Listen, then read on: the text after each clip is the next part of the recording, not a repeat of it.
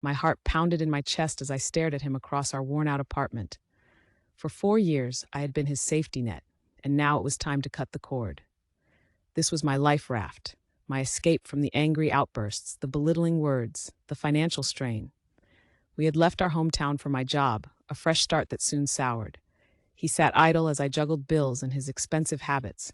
Our home echoed with his criticisms, his foul moods, amplified by a dependency on weed. I was his personal bank, his cook, his emotional punching bag.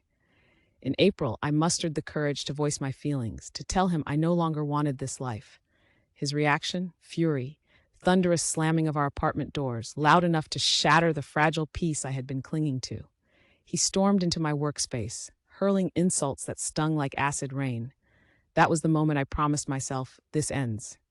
His anger, I suspected, was rooted in fear.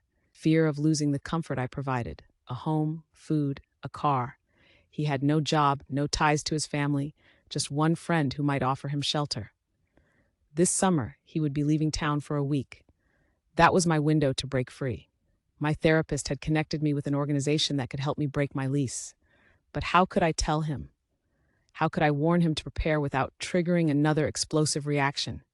I was stepping onto thin ice, but I had no choice. The thought of him knowing where my mother lived sent shivers down my spine, but I had to stay strong. As he remained oblivious to my plans, we maintained a brittle peace.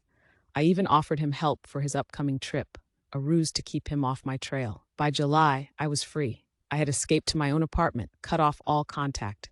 Healing was my focus now. The universe seemed to have conspired in my favor. He had found a job, a place of his own. When I finally broke the news, he was devastated. He promised change, but it was too late. I had seen my future, and he wasn't in it.